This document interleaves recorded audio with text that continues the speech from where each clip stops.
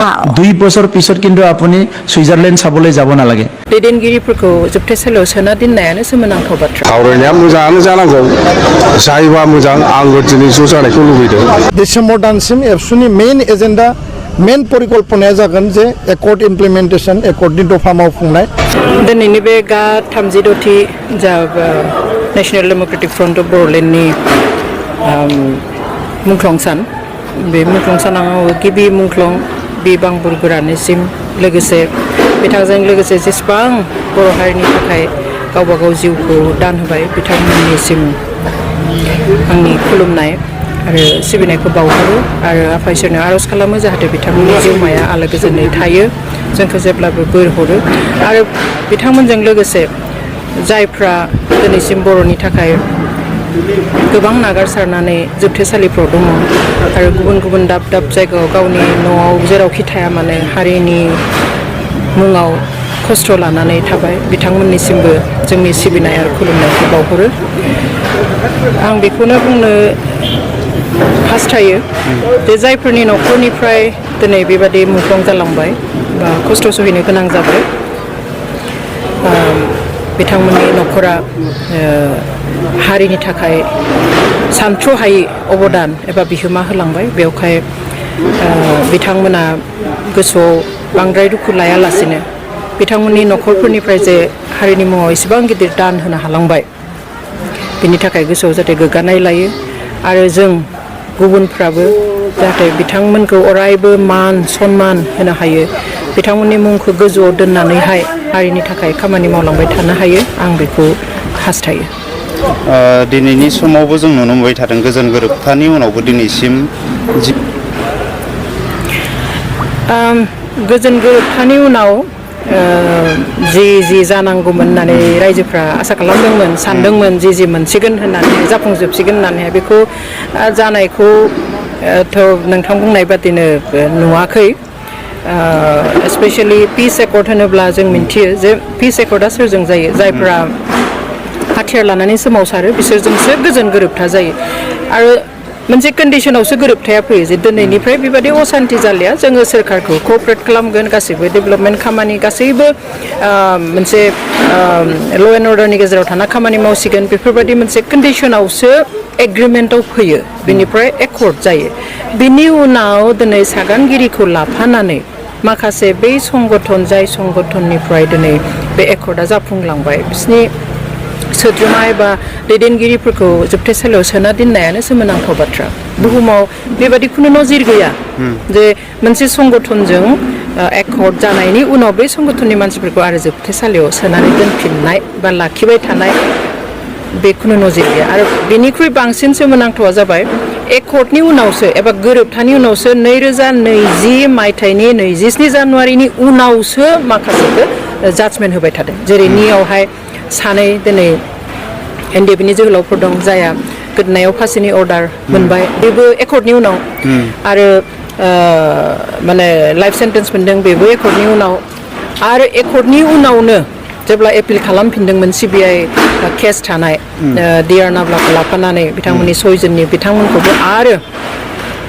एकर्डनि उनावसो लाइफ इमप्रिजनमेन्ट होफिनबाय थ' हगारनायाथ' आलादा गोदानै जाजमेन्टसो होफिनबाय ओंखाय बे दुखुनांथाव आनफर्चुनेट जोंनि थाखाय पलिटिकेलि गासैखौबो मावनो हायो सोनोबो हायो दिहुननोबो हायो नंगौ ल' दङ बेयाव जों ओरैनो बुंब्ला नायोब्ला सरासनस्रायै जे गासैबो आयेननि बेंखनाव दङ खिन्थु दिनै जों मिन्थिगौ माने बुंनायाव गाज्रि खोनायो खिन्थु अपेन सिक्रेट जे बेवहाय राजखान्थिनि गोहोमा जोंनि बे हादोरनि जि आयेन खान्थि दङ बेवहाय जोबोद गोहोम गोग्लैहोनो हायो आरो बेजों लोगोसे मुंख्लंफोरनि न'खरफ्रा मोननो गोनां जा 5 लाख रां एक्सग्रेसिया आरो गोबां सोद्रोमाफोरनि थाखाय जि रिहेबिलिटेसन होनांगौमोन बेफोरबो दिनै जाफुङाखै जादोंब्लाबो माने 50% जायाखै बेवहाय बयबो दुखु मोननानै दङ आरो बेखौ मावनांगौआ जोंनि सोरखारनि दायित्व जायफ्रा बिबानाव दङ आं बेखौ सानो लोगोसे गोजोननि खोथाखौथ' आरो गोजोना खुगाजों बुंनाय खोथा नङा गोजोन फैबाय होननानैनो जोङो गोजोन लाबोनो हाया गोजोननि परिबेस फैनांगोन गोजोनखौ साफ्रोमबो जोंनि बे बिटिसि हालामनि साफ्रोमबो नोगोरारिया मोनदांनो हानांगोन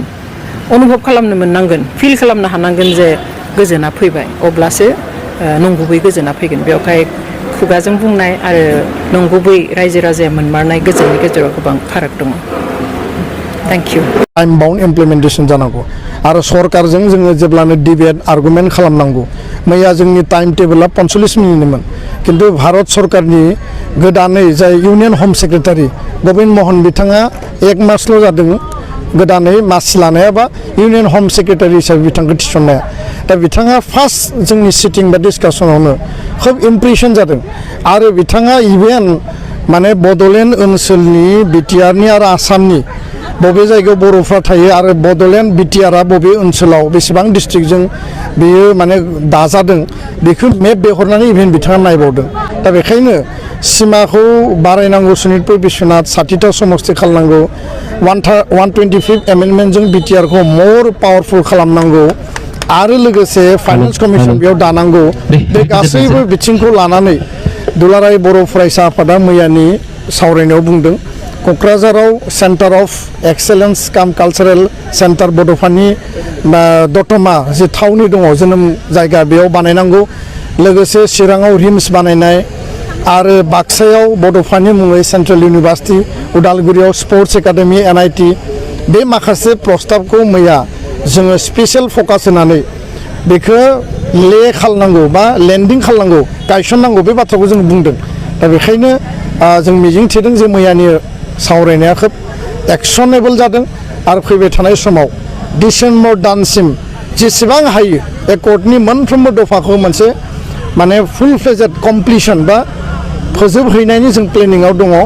डिसेम्बर दानसिम एबसुनि मेइन एजेन्डा